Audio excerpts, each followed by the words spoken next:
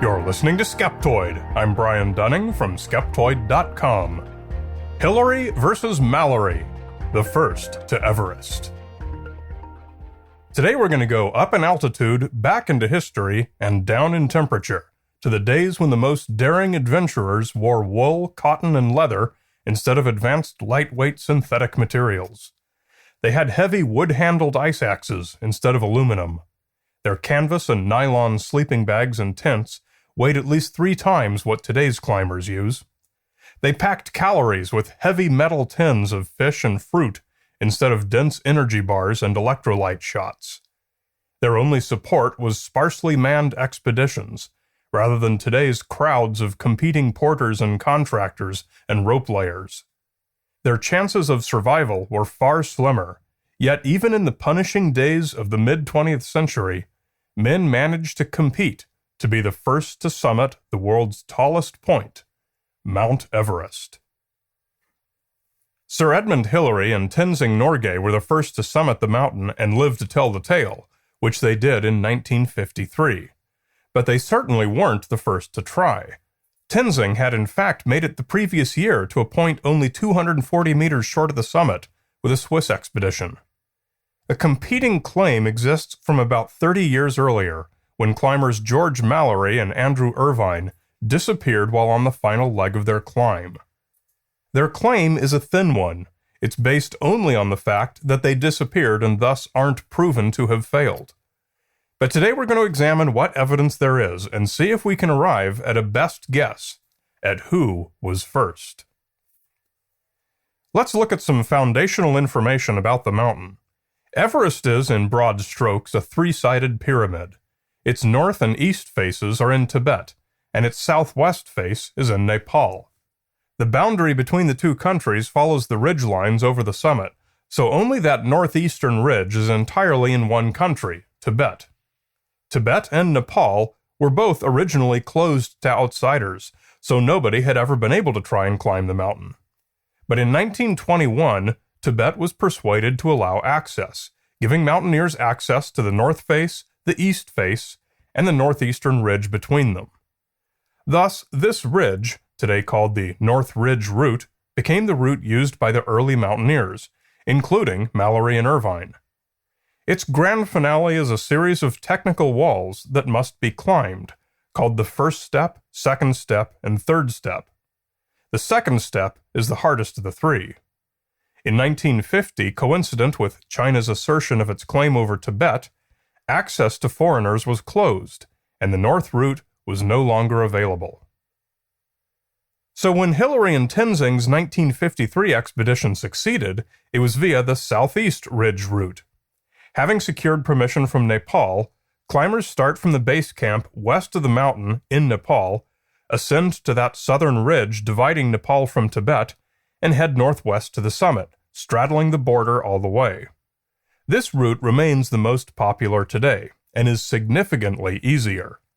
Its most famous obstacle near the summit is the Hillary Step. Besides that, it's mostly no more than a strenuous hike. So since Hillary and Mallory took different routes to the summit, we can't directly compare them. Hillary made it up the Southeast Ridge Route, no problem, and will only be dethroned if evidence ever surfaces that Mallory made it up the North Route 30 years before. The only way we can ever solve the mystery is to look for clues along the North Route. Everest's eastern face is essentially a vertical wall of snow, so the approach is from the ridge to the north. Mallory's expedition, and most since then, established Camp 4 and Camp 5 at relatively comfortable flats along this ridge. But above Camp 5, it's very serious business. This ridge merges into Everest's northeast wall, so it requires real mountaineering. At that intersection is where they established Camp 6, hardly a camp at all, little more than a niche at the base of what lies above. And that's the Yellow Band, a few hundred meters of yellowish rock that must be climbed or traversed to reach the northeastern ridge.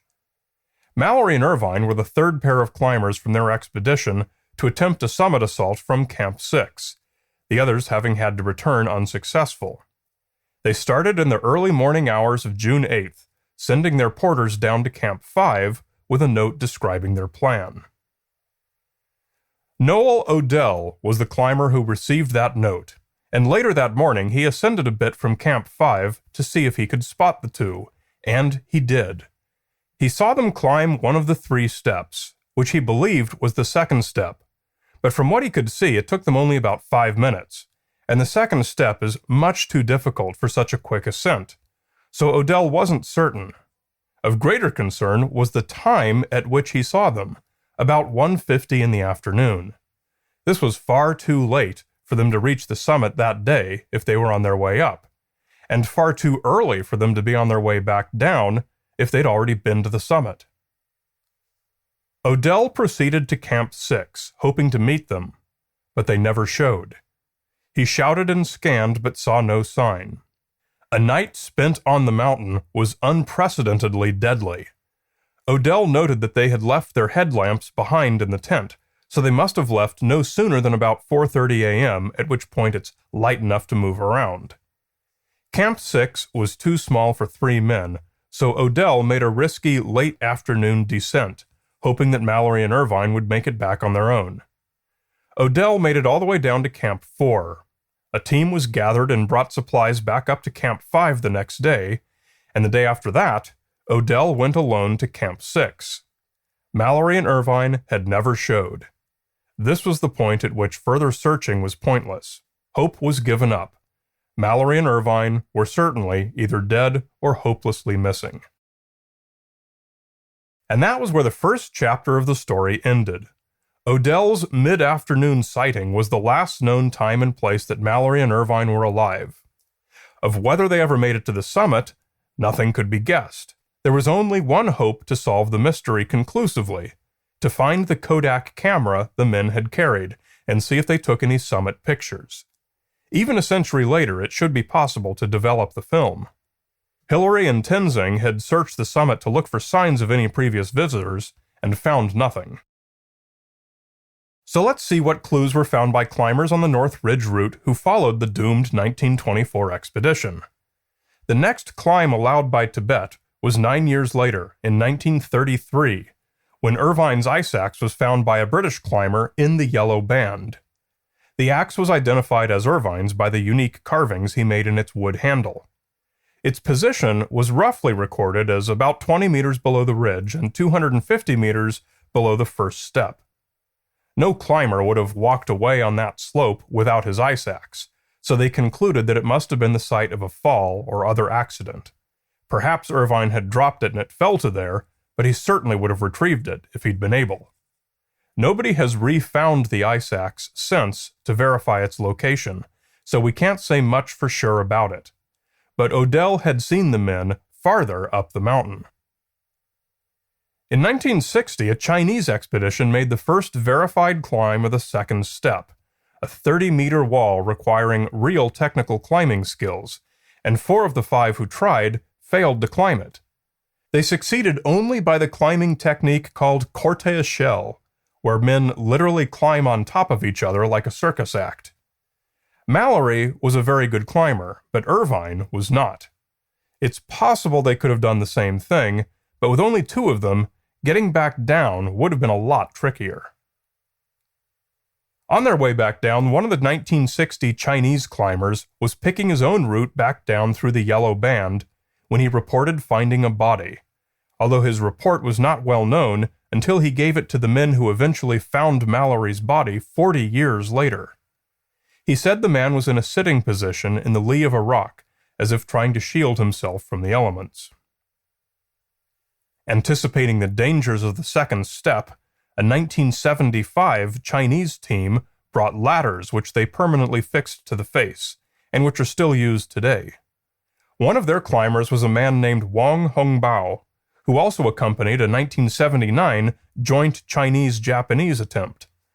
Wang died in an avalanche on that second expedition, but just before he did so, he told how on the 1975 trip he had found the body of an English dead during what he described as a 20-minute stroll from Camp 6.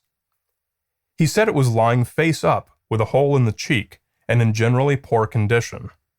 Unfortunately, no more detailed location information could be gleaned from him, since he died the next day. It was 1999 when an expedition specifically organized to find Mallory and Irvine did succeed in finding Mallory's body. It had suffered severe injuries consistent with tumbling down the mountain, most notably an abdominal injury as if a fall had been arrested by a rope tied round his waist.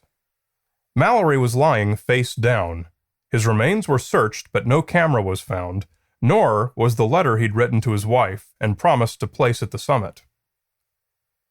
Apart from one member of the 1960 Chinese team, there should have been no other dead bodies on the northeast face of Everest by 1975. But 3 were reported, all in different poses. Mallory, who was found, and the bodies reported by the 1960 and 1975 Chinese teams. Mallory was about 230 meters below the spot where Irvine's ice axe was found, and about 300 meters from Camp 6, from where Wang took his 20-minute stroll. So we're not really sure which, if either, of the 2 reported bodies are reliable, and in any case, we don't have good locations for them. If Irvine is found, and if the camera is on him, we'll probably know for sure. But when we add up the evidence, it seems too unlikely that they could have made it. Mallory and Irvine's axe were found much farther down the ridge from the summit than either of the spots where they might have been when Odell saw them.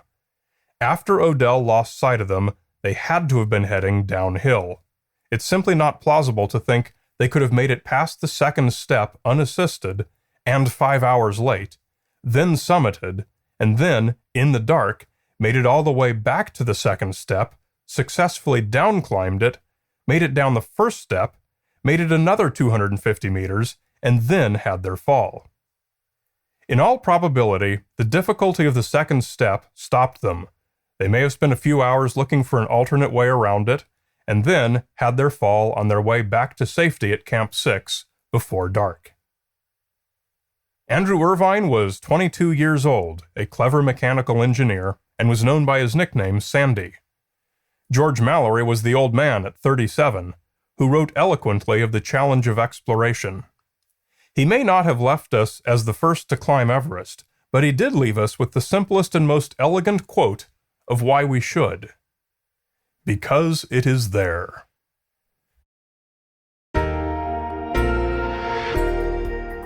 Want more? Follow me on Twitter at Brian Dunning to get the daily Skeptoid and much more. You're listening to Skeptoid, a listener-supported nonprofit program. I'm Brian Dunning from Skeptoid.com.